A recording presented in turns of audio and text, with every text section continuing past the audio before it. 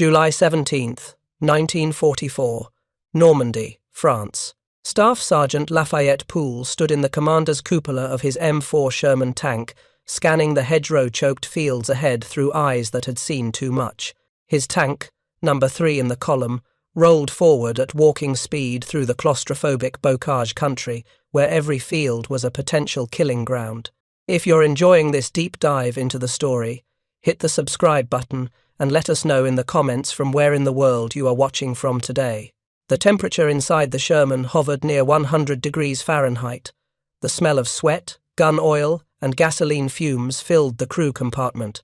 Poole's gunner, Corporal Wilbert Richards, sat hunched over his sight, one hand on the traverse wheel, the other resting near the trigger. The loader, Private Bert Close, stood ready with a 75mm armor-piercing round in his arms, its weight pulling at muscles already exhausted from loading shells all morning. They had survived 17 engagements in the previous 3 weeks. Their Sherman had been hit twice, penetrated once.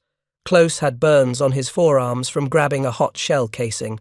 The driver, Technician 5th grade Del Boggs, had a permanent ringing in his ears from the concussion of their own gun firing inside the metal box. But they were alive, which made them lucky, and Poole knew it.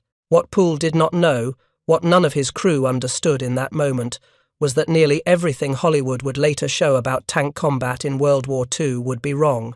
Not slightly inaccurate, not dramatically simplified for entertainment purposes.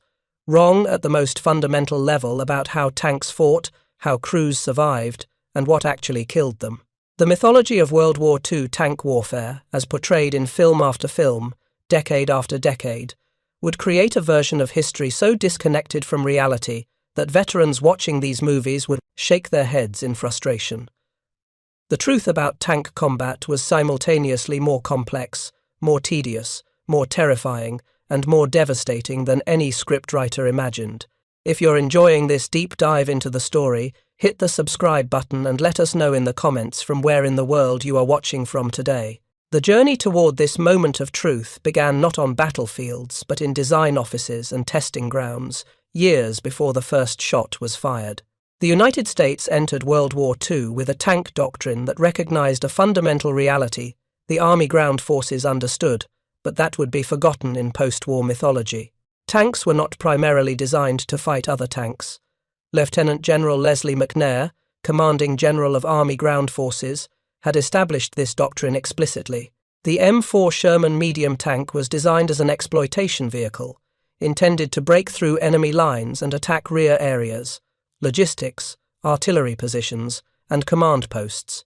When Shermans encountered enemy tanks, they were to engage if necessary during offensive or defensive operations, but hunting enemy armor was the designated mission of a separate force entirely. Tank destroyer battalions, equipped with vehicles built on Sherman hulls but carrying more powerful guns in open-topped turrets, were supposed to handle concentrated enemy armor.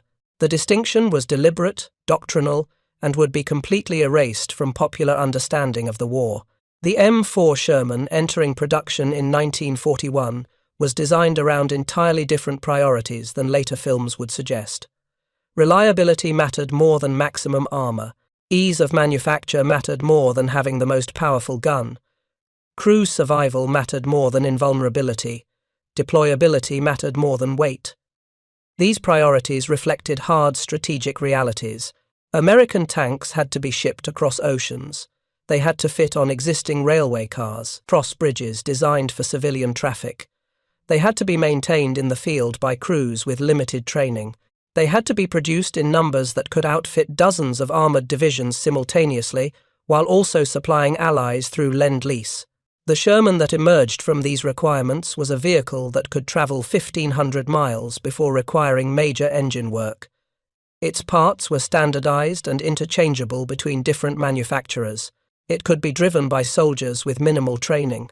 Its gyro-stabilized 75mm gun could fire with reasonable accuracy while moving, an almost unheard-of capability. But the Sherman's 75mm gun, devastating against infantry, trucks, artillery positions, and fortifications, was barely adequate against German medium tanks and completely insufficient against German heavy tanks at typical combat ranges when firing from the front. This insufficiency was known. It was documented. It was reported by field commanders beginning in North Africa in 1942. Yet the decision was made, repeatedly and deliberately, to continue Sherman production with the 75mm gun through mid-1944, because the strategic calculation remained the same. Shermans were supposed to exploit, not duel. What changed this calculation forever was the Normandy hedgerow country, where Lafayette Pool's tank was now advancing. The bocage, as the French called it, was terrain that negated every advantage American armor doctrine had anticipated. Fields were tiny, a few hundred yards across. Sight lines were measured in dozens of meters, not hundreds.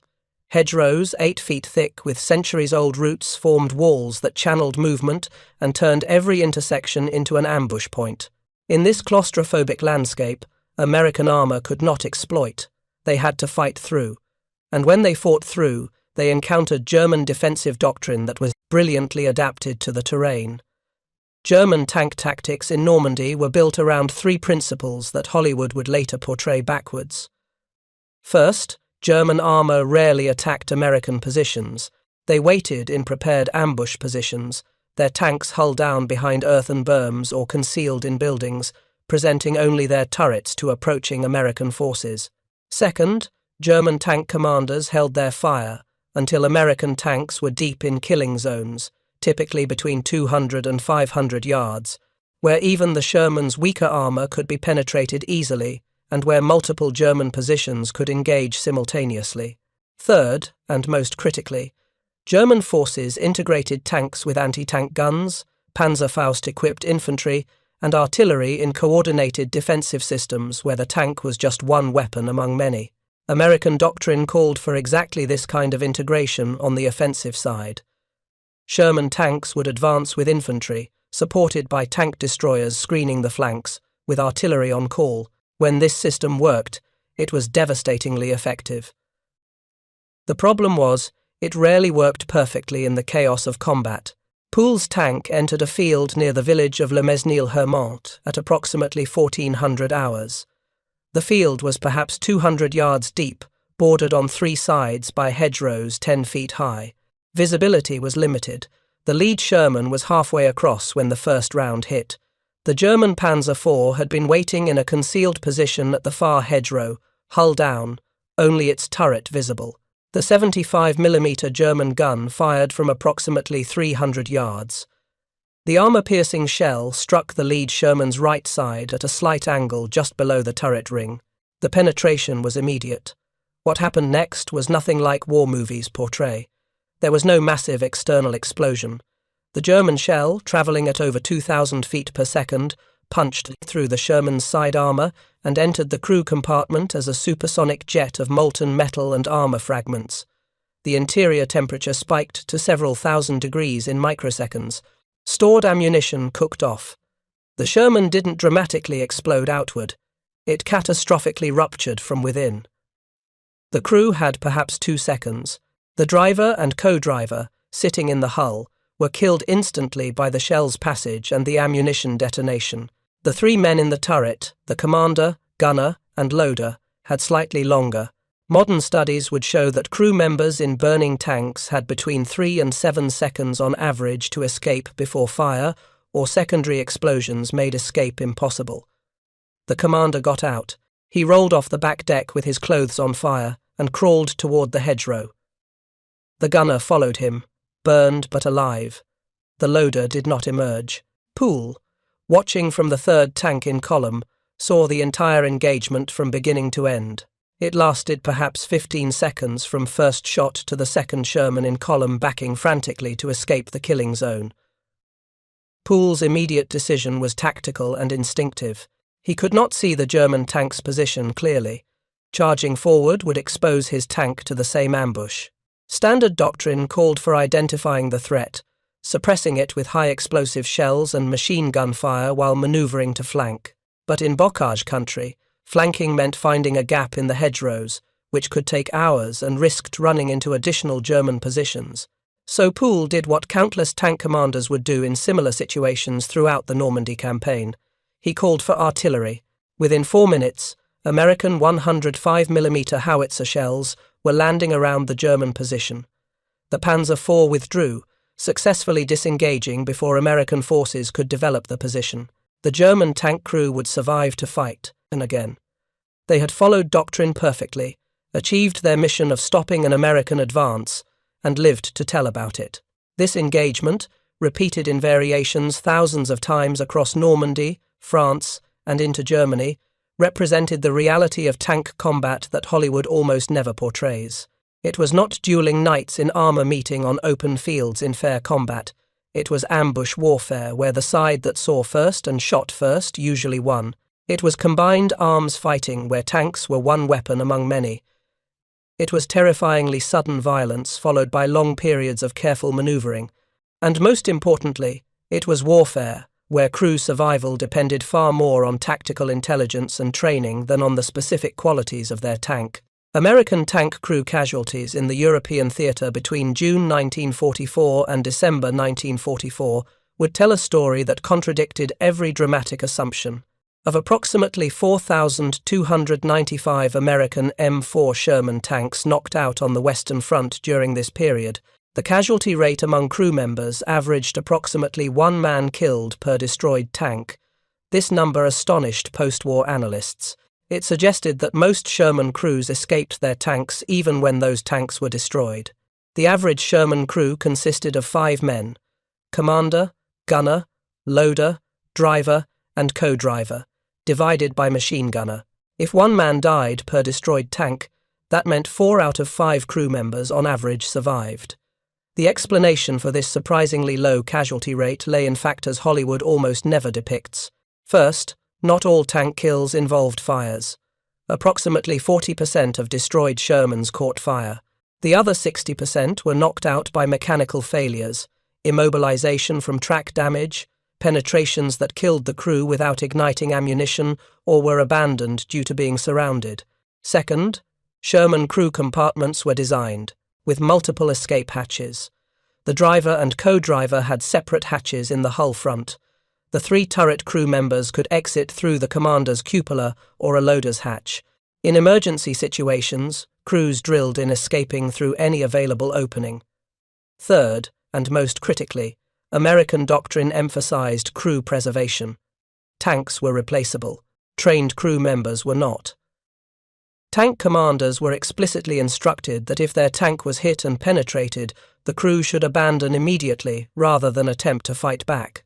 Getting the crew out alive was the priority. This doctrine made perfect sense from a strategic perspective. Training a tank crew required months. Building a Sherman required days.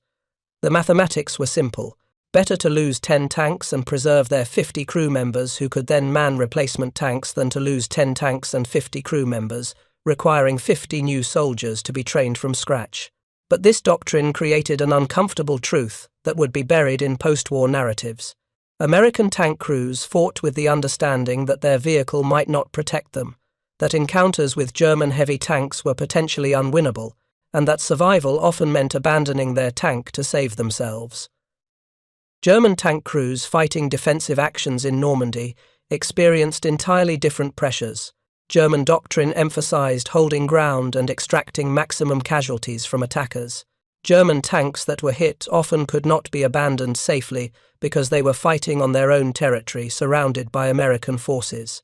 If a German tank was immobilized, the crew frequently had to remain with the vehicle, attempting repairs under fire, or risk capture or death trying to escape on foot through American lines. Additionally, German tank recovery and repair capabilities, excellent early in the war, had deteriorated dramatically by 1944 due to Allied air superiority and logistical collapse. A Sherman knocked out in Normandy would typically be recovered within hours or days, repaired at field depots, and returned to service. A German Panther or Tiger knocked out in Normandy might sit immobilized for weeks, waiting for spare parts that never arrived, ultimately being destroyed by its own crew or captured by advancing American forces. These asymmetries in doctrine, logistics, and strategic situation meant that direct comparisons between American and German tanks, the obsession of countless post-war books and films, missed the fundamental reality of how they were actually employed and what determined their effectiveness. Lieutenant Belton Cooper, a maintenance officer in the 3rd Armored Division, would later write a memoir titled Death Traps, describing American tank losses in horrific terms. His account, published in 1998, would become enormously influential in shaping popular perception of the Sherman as an inadequate vehicle that sent American crews to their deaths. Cooper's memoir contained vivid, devastating descriptions of knocked-out Shermans with dead crews inside, of maintenance personnel pulling bodies from burned vehicles, or of the emotional and physical toll of processing hundreds of destroyed tanks. His accounts were genuine, heartfelt, and fundamentally skewed by his specific role and perspective. As a maintenance officer, Cooper saw every destroyed tank in his division. He did not see the hundreds of Shermans that completed mission after mission without being hit. He did not see the thousands of German vehicles destroyed by American tanks. He did not have access to comparative loss data showing that German tank crew casualties were actually higher than American casualties when normalized for the number of engagements. Cooper's perspective was like a trauma surgeon claiming that human beings were too fragile to survive because every patient he saw was desperately injured.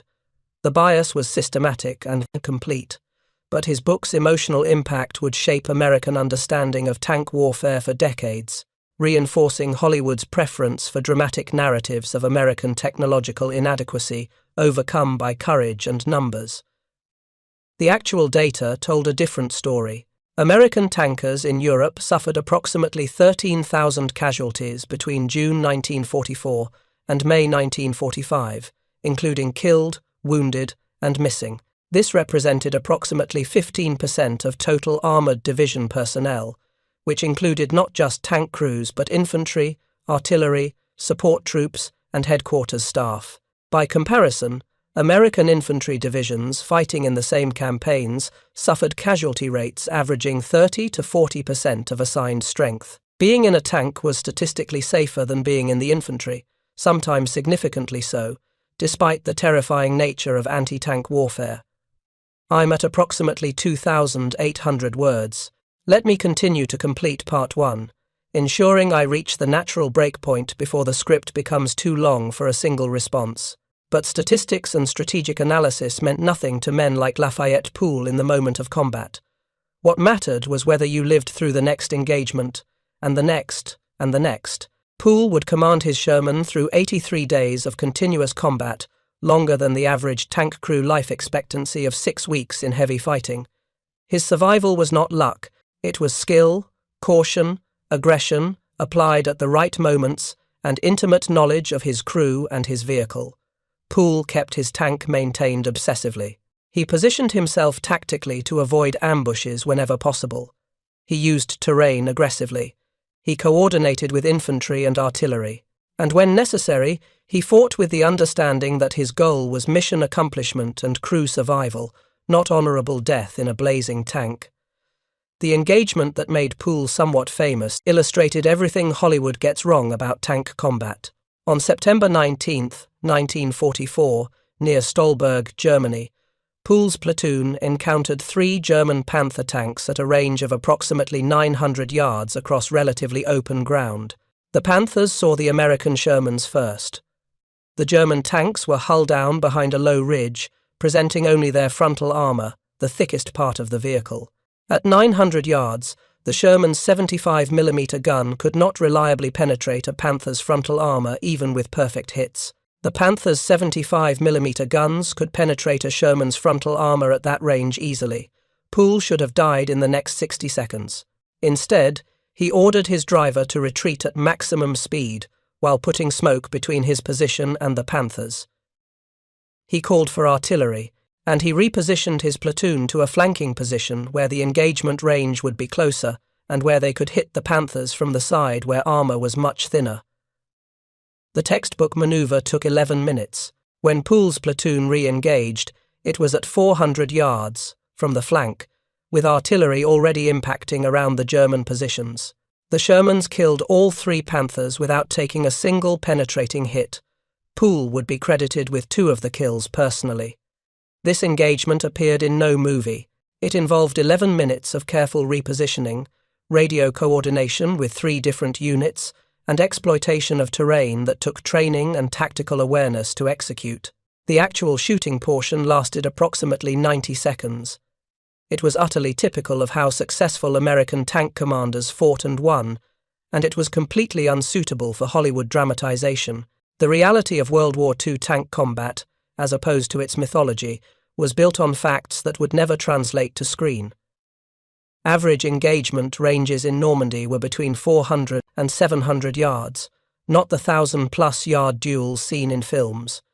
Most tank kills were achieved by ambush, not by maneuvering duels between equally matched opponents aware of each other. Infantry held anti-tank weapons, particularly the German Panzerfaust rocket launcher, caused 21% of American tank crew casualties, while accounting for only 13% of tank losses, meaning these weapons were more likely to kill crew members than tank guns were, a fact almost never mentioned in popular accounts. Mechanical breakdowns immobilized far more tanks than enemy action in many engagements. A Third Army survey from March 1945 examined 136 knocked-out German tanks. 40% were immobilized by mechanical failures or terrain obstacles rather than by enemy fire. These tanks were then destroyed by their own crews or captured. The battle was won without a shot fired at them.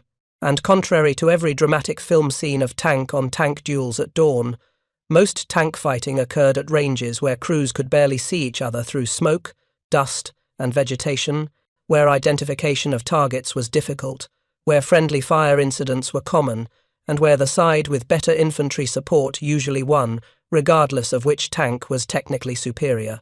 The truth about tank combat in World War II that Hollywood never accurately portrays was ultimately this. Tanks were not medieval knights meeting in honorable single combat on open fields. They were weapons systems integrated into combined arms teams, where success depended on doctrine, training, logistics, tactical intelligence, and crew skill, far more than it depended on the specific technical characteristics of the tank itself. The Sherman was not a death trap. It was a reliable, maintainable, producible tank that allowed American forces to field and sustain armored divisions on 3 continents simultaneously. It was statistically safer for its crew than being in the infantry.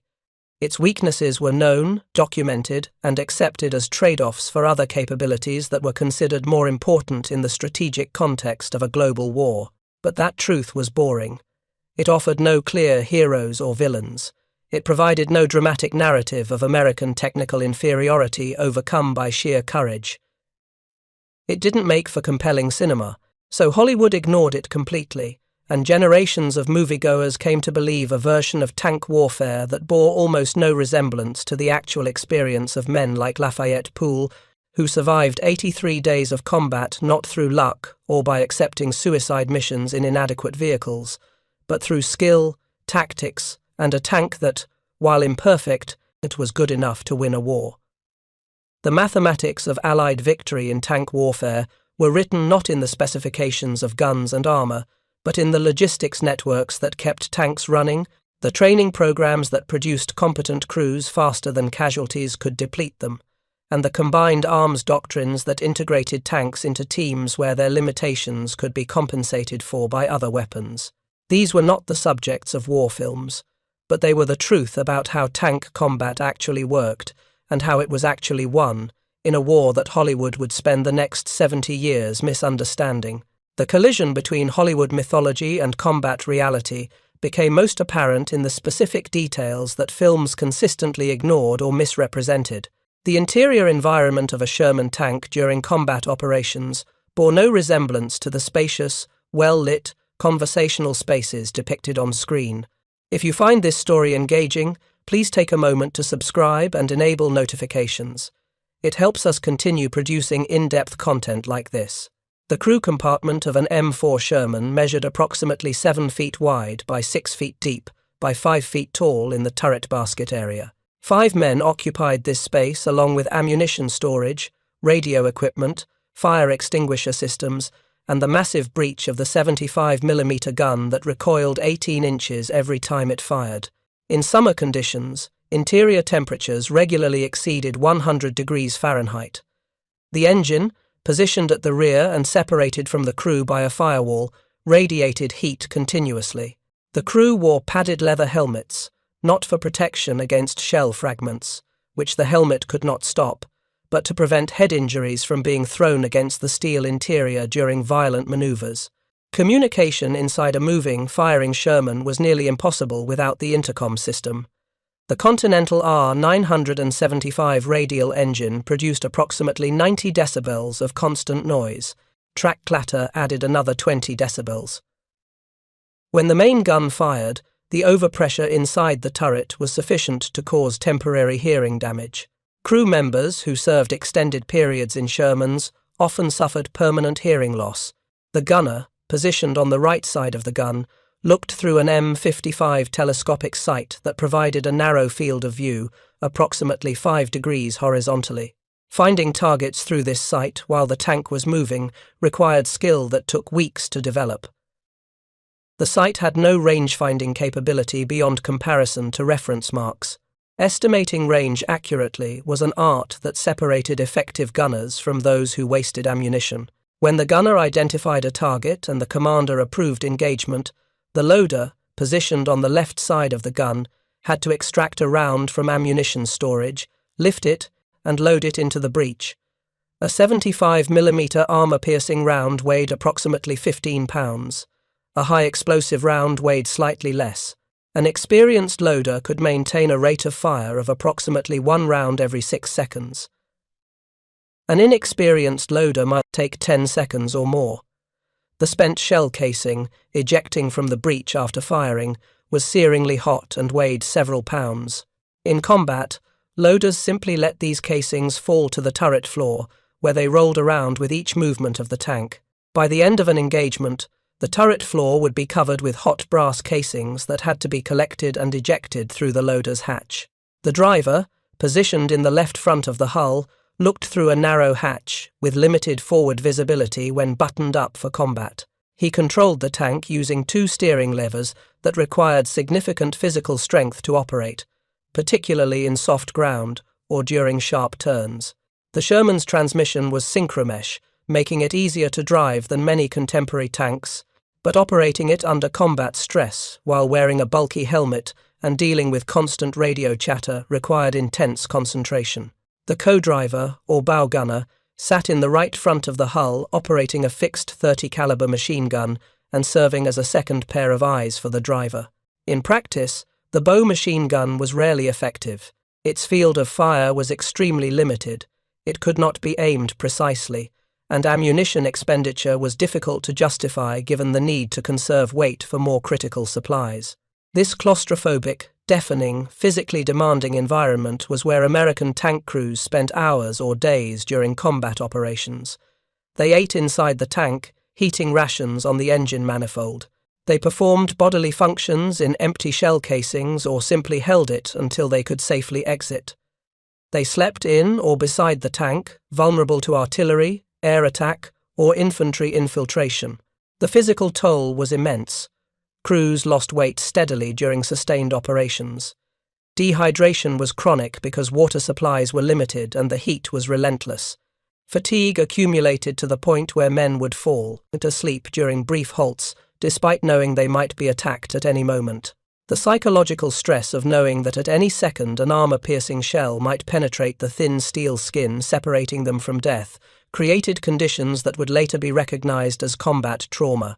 Yet Hollywood's tanks were spacious enough for actors to move freely, well lit enough for dramatic close-ups, and quiet enough for extended dialogue. Characters casually conversed during combat, as if sitting in a living room rather than a steel box filled with smoke, noise, and terror. The physical reality of tank combat was so incompatible with cinematic conventions that filmmakers simply ignored it entirely. The actual experience of being hit was similarly misrepresented. When an armor-piercing round penetrated a tank's armor, it did not create a clean hole that could be dramatically shown on camera. The physics of hypervelocity impact were far more devastating. A German 75mm armor-piercing round from a Panther tank travelled at approximately 2,500 feet per second. When it struck Sherman armor at typical combat ranges, the shell punched through the steel plate, creating a cone of molten metal and armor fragments that sprayed into the crew compartment at supersonic velocity. This phenomenon, called spalling, was the primary killer of tank crews. The penetrating shell might pass completely through the tank and exit the other side, but the spall cone, consisting of hundreds of high-velocity fragments of armor and shell material, would shred anything in its path. Crew members in the path of spall were killed instantly. Those adjacent might be wounded by fragments. Those farther away might be unharmed. The randomness was terrifying. Two crew members sitting 2 feet apart might experience entirely different fates when their tank was penetrated. One would die instantly, the other would be untouched. There was no pattern, no way to predict, no safe position within the tank that guaranteed survival. If the penetrating shell or spall struck stored ammunition, secondary explosions would follow within seconds. 75mm rounds stored in the Sherman's sponsons, the areas beside the driver and co-driver below the turret, were particularly vulnerable. Early model Shermans had minimal protection for this ammunition. When it ignited, the resulting fire was catastrophic. The modification history of the Sherman reflected American efforts to address this vulnerability. The so-called wet stowage modification, introduced in mid-1944, moved ammunition storage to the floor of the tank and surrounded it with water-filled jackets. If a penetration ignited the ammunition, the water would vaporize, creating pressure that would blow out panels in the tank's floor rather than allowing the explosion to propagate throughout the crew compartment. This modification reduced the probability that a penetrated Sherman would catch fire from approximately 60 to 80% down to approximately 15 to 20%. It was a dramatic improvement that saved countless lives. Yet most films depicting Sherman tanks made no distinction between early and late models, and most audiences had no idea that such modifications even existed. The survival of tank crews after their vehicle was hit depended on multiple factors that Hollywood rarely depicted accurately. Time was the critical variable. In a Sherman that was penetrated but did not immediately catch fire, crews had perhaps 5 to 10 seconds to make the decision to abandon. If ammunition cooked off, that window closed to 2 or 3 seconds. If the tank caught fire immediately, crew members had perhaps 3 seconds before smoke, heat, and flames made escape impossible. The location of the penetrating hit determined who could escape. A hit to the turret might kill or wound the turret crew, while leaving the hull crew unharmed and able to escape through their hatches. A hit to the hull might block the driver and co-driver's escape routes, while leaving the turret crew able to exit through the commander's cupola. Training and discipline determined whether crews escaped successfully. Units that drilled emergency egress procedures repeatedly produced higher survival rates.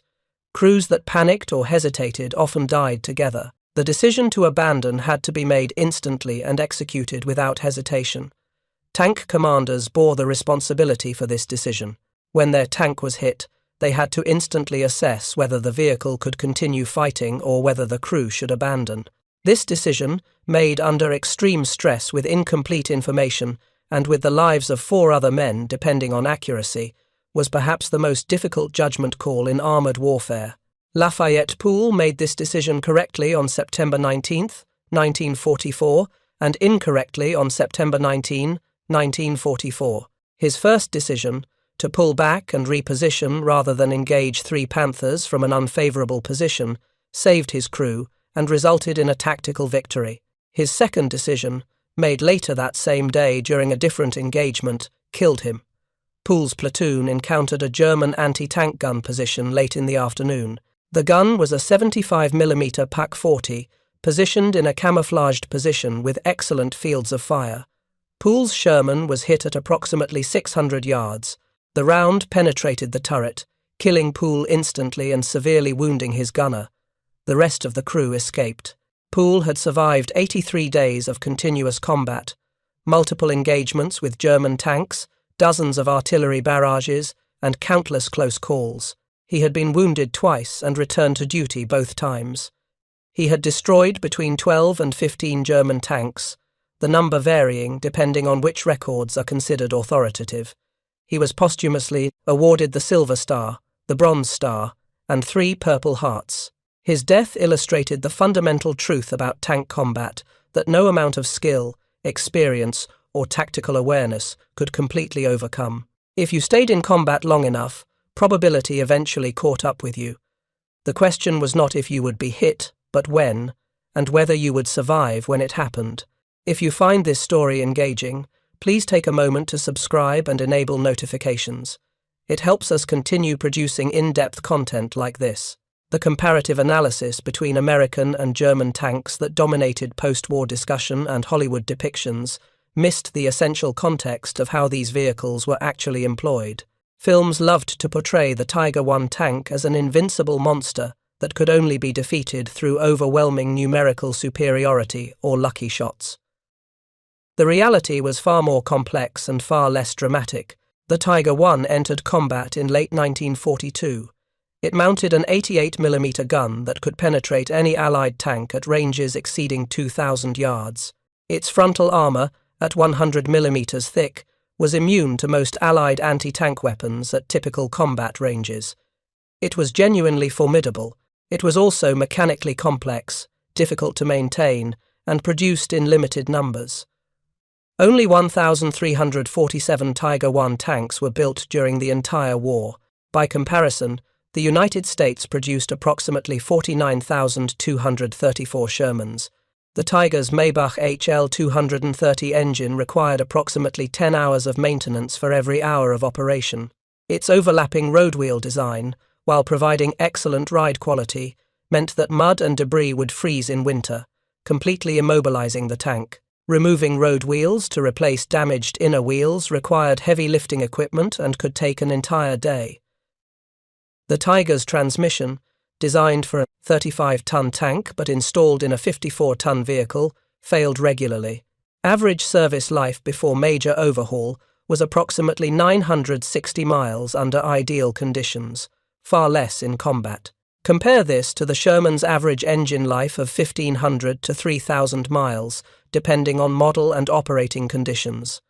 German tank crews loved the Tiger's combat capability when it worked. They hated its mechanical unreliability and the knowledge that if their tank broke down in enemy territory, recovery was unlikely and abandonment probable. Tiger units measured their operational readiness not by how many tanks they possessed, but by how many were actually running on any given day. Rates of 50% or less were common. The Panther tank, introduced in mid-1943, was similarly impressive on paper and problematic in practice. Its 75mm L divided by 70 gun was more powerful than the Tiger's 88mm gun in terms of armor penetration. Its sloped frontal armor was effectively immune to the Sherman's 75mm gun at typical combat ranges. It was faster and more maneuverable than the Tiger. It was also rushed into combat at Kursk before adequate testing, resulting in catastrophic mechanical failures. Early Panthers suffered fuel pump failures that caused fires. Final drives failed regularly, averaging 1,500 kilometers before requiring replacement. Transmissions designed for a lighter vehicle were stressed beyond their limits.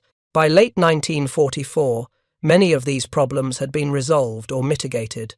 Mature Panthers with experienced crews were formidable opponents, but the experience level of German tank crews had declined precipitously. By December 1944, the average German tank crew had less than 10 weeks of training compared to the 6 months or more that American crews received. This disparity in training mattered more than technical. Specifications. A well-trained crew in an inferior tank would defeat a poorly trained crew in a superior tank the majority of the time. Tactics, situational awareness, crew coordination, and maintenance discipline outweighed raw performance characteristics.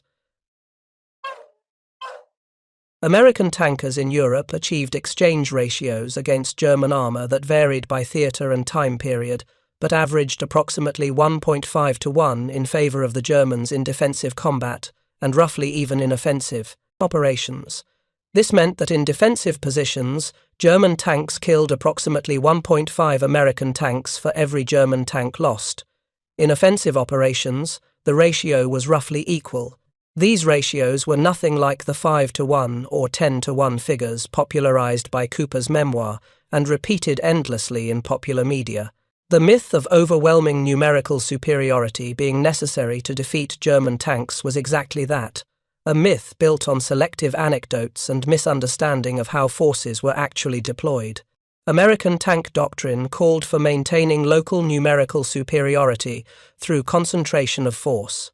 If a Sherman platoon encountered a German tank, the platoon would maneuver to bring multiple tanks to bear simultaneously, often while calling for tank destroyer or artillery support. This was not desperation tactics compensating for technical inferiority. It was sound combined arms doctrine that every army in the world employed. German forces used identical tactics when they had numerical superiority, which was increasingly rare after mid-1944. The supposed German preference for one-on-one tank duels was Hollywood invention. German tank doctrine emphasized ambush, concentration of fire, and combined arms coordination exactly as American doctrine did. The actual determinants of success in tank combat had little to do with the dramatic narratives Hollywood preferred. Visibility and observation capability mattered immensely. The side that saw the enemy first almost always won the engagement. American tanks had excellent optics but relatively poor crew positioning for observation.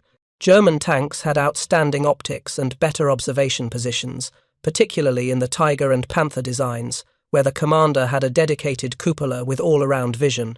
But American forces had infantry support that was generally more reliable than German infantry support by late 1944. American infantry was better equipped with radios, better supported with artillery, and more likely to effectively screen advancing armor against anti-tank teams. This advantage in combined arms coordination compensated for disadvantages in individual tank performance. Air superiority was similarly critical. By mid-1944, Allied control of the air over Western Europe was nearly absolute. German tanks moving during daylight hours risked air attack. This did not mean that fighter bombers could easily destroy tanks, contrary to another persistent Hollywood myth. Actual studies of aircraft effectiveness against armor showed that direct air attack rarely destroyed tanks. One British analysis of combat in Normandy found that of 456 German armoured vehicles examined after battle, only 10 could be attributed to air attack, less than 3%. The 13 Hawker Typhoon's aircraft, famous for their anti-tank rockets, claimed 135 tank kills in a single day in August 1944. Ground surveys found fewer than 10 actual tank kills attributable to air attack in that area. What air superiority actually provided was disruption of German logistics, forcing German armour to move at night or under poor conditions, preventing German reconnaissance and creating psychological pressure on German crews, who knew they were vulnerable whenever they moved in daylight. These indirect effects were more valuable than direct tank kills, but were essentially impossible to depict cinematically. The mythology of tank combat also obscured the most common cause of tank losses, which was not dramatic duels with enemy tanks, but rather encounters with anti-tank guns, mines, infantry-held weapons, and mechanical breakdowns. The Third Army Survey from March 1945 that examined 136 knocked-out German tanks found that 40% were lost to mechanical failure or terrain obstacles rather than enemy fire. Of those destroyed by enemy action, anti-tank guns and infantry weapons accounted for more losses than tank guns. A British study of tank casualties in northwest Europe found that 41% of British tank losses were caused by armour-piercing shot from tank or anti-tank guns, but 33% were caused by hollow-charge weapons like Panzerfausts, and 21% were caused by mines. The Panzerfaust, a disposable German anti-tank rocket launcher, deserves particular attention because it represented the most significant anti-tank threat that American armour faced yet rarely appeared in Hollywood depictions. The weapon was cheap, simple to use, and devastatingly effective at close range. A single infantryman with a Panzerfaust could disable a Sherman from a range of 60 yards with a reasonable probability of success. The shaped charge warhead of the Panzerfaust could penetrate any Allied tank's armour. The weapon was issued in enormous quantities to German infantry in the final year of the war. Every German squad was expected to have multiple Panzerfausts. In urban combat or dense terrain like the bocage, these weapons were more dangerous to American armor than German tanks were. Statistics bore this out. Infantry anti-tank weapons, like the Panzerfaust, accounted for 13% of American tank losses, but 21% of crew casualties, meaning they were particularly lethal to crew members, even when they did not completely destroy the tank. This was because shaped charge weapons created intense spalling and blast effects inside penetrated vehicles. The tactical implications forced changes in American armor doctrine. Tanks became increasingly dependent on infantry support to clear areas of anti-tank teams before armor advanced. Night operations, once rare for armor, became more common because anti-tank teams were less effective in darkness. Armor plating was added to vulnerable areas of Shermans, particularly around ammunition storage and hull sides, despite weight penalties. These adaptations, this evolution of doctrine and equipment in response to actual combat conditions, represented the real story of American armor in World War II. It was not a story of inadequate equipment courageously employed. It was a story of adequate equipment systematically improved, based on battlefield feedback, and employed according to doctrine that evolved as lessons were learned. By spring 1945, late-model Shermans equipped with wet ammunition storage and carrying the 76mm gun were genuinely formidable combat vehicles. The 76mm gun could penetrate most German tanks at typical combat ranges from the front.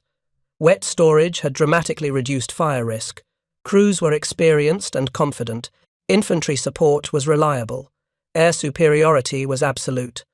Under these conditions, American armor advanced across Germany with casualty rates that were actually lower than earlier in the campaign, despite theoretically facing the same German heavy tanks that had been so dangerous in Normandy.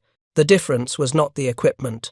The difference was experience, doctrine, combined arms coordination, and the cumulative degradation of German combat effectiveness. The final advance into Germany revealed a German military that was collapsing not from lack of courage or fighting spirit, but from systemic failure of logistics, training, and strategic coherence. German tanks, that remained formidable in defensive positions, increasingly sat immobilized for lack of fuel or spare parts. German crews with minimal training made tactical errors that experienced crews would never have made. German combined arms coordination broke down as communications failed and infantry support evaporated. American forces adapted to these changing conditions by becoming more aggressive. The caution that had characterized operations in Normandy gave way to rapid exploitation of breakthroughs. Armor raced ahead of infantry support, counting on German disorganization to prevent coordinated counterattacks. Tank losses actually increased during this period, but mission accomplishment accelerated dramatically. Lafayette Poole did not live to see this final phase of the war. He died when victory was certain, but the cost of achieving it remained high. His story, like the stories of thousands of other American tank crews, was one of ordinary men performing extraordinarily difficult and dangerous work, with equipment that was good enough, training that was adequate, and courage that was sufficient. Hollywood would later portray these men as either tragic victims of inadequate equipment or superhuman heroes overcoming impossible odds.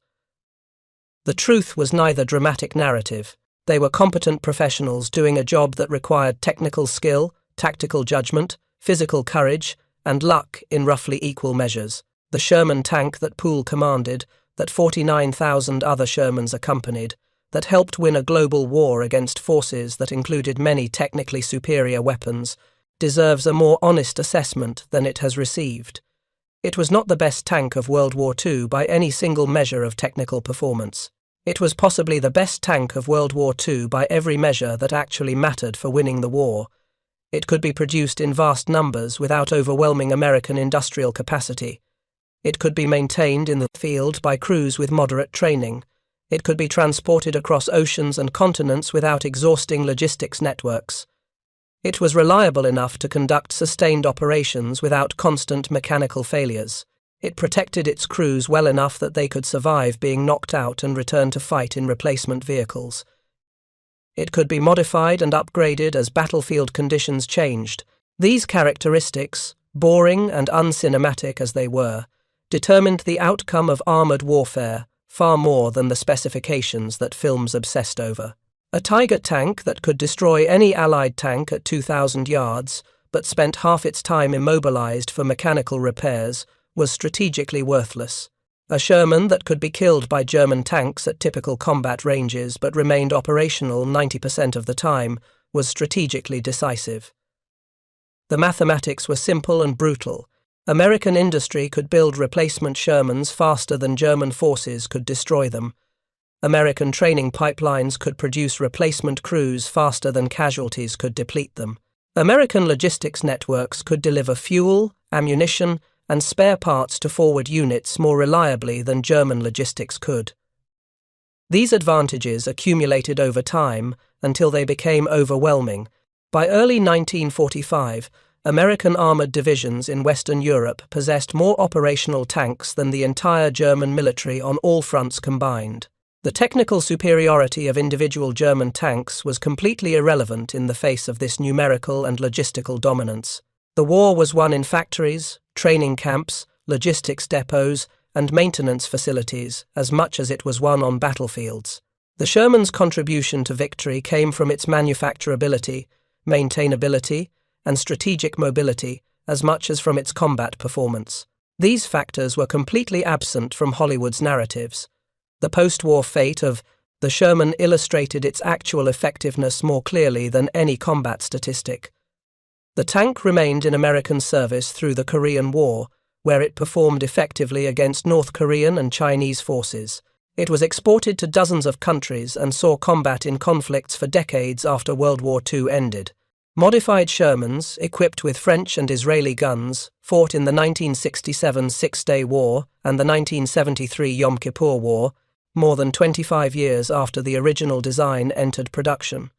These Super Shermans, as they were called, successfully engaged Soviet-built tanks that were more modern designs, demonstrating that the basic Sherman chassis and design were sound enough to accommodate significant upgrades. By contrast, German Tiger and Panther tanks were so complex and maintenance-intensive that they were never adopted by any nation after the war.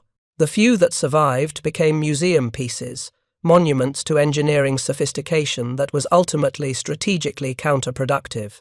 The lessons that could have been drawn from this history about the importance of reliability, maintainability, and logistics in military equipment design were largely ignored in post-war analysis. Instead, the focus remained on the dramatic but misleading narrative of technical specifications determining battlefield outcomes. Hollywood's persistent misrepresentation of World War II tank combat thus did more than merely create inaccurate entertainment. It shaped public and even military understanding of what made weapons systems effective, emphasizing individual technical performance over system-level considerations that actually determined strategic outcomes. The truth about tank combat in World War II was that it was won by the side with better logistics, better training, better combined arms coordination, and adequate equipment that could be produced and maintained in sufficient quantities to sustain operations. Technical superiority in individual weapons was far less important than the ability to field, supply, and employ those weapons effectively over extended campaigns. This truth was too complex, too dependent on institutional factors rather than individual heroism, and too lacking in dramatic confrontation to make for compelling cinema. So Hollywood created its own version of tank warfare, built on myths of American technical inadequacy, German technical superiority, and courage overcoming impossible odds through sheer numerical superiority. That mythology has now persisted for nearly 80 years, shaping how multiple generations understand one of the most important campaigns of the most significant war in human history. The disservice to historical truth is significant. The disservice to the men who actually fought in these tanks is greater still. They fought not with inadequate equipment that required suicidal courage to employ, but with adequate equipment that required competence, training, and coordination to use effectively. They won not by accepting horrific losses in hopeless charges, but by fighting intelligently according to doctrine that emphasized combined arms coordination and crew preservation. Their victory was complete, comprehensive, and achieved at a lower cost in lives than any alternative approach available at the time could have produced. The Sherman tank was a critical component of that victory precisely because it was a balanced design that prioritized the right characteristics for strategic success rather than maximizing individual technical specifications. Lafayette Poole's 83 days in combat ended on September 19, 1944. The war he helped win continued for another 7 months. His tank, that particular Sherman that carried him through dozens of engagements, was repaired and returned to service with a new crew. It survived the rest of the war, the reality of World War II tank combat that Hollywood never accurately portrays was ultimately this simple. Tanks were tools that required skilled operators, sound doctrine, reliable support, and adequate numbers to be effective. The Sherman provided all of these characteristics in better balance than any comparable design. That it did so while not being the best tank by any single technical measure was not a failure. It was the precise reason it succeeded. Thank you for watching.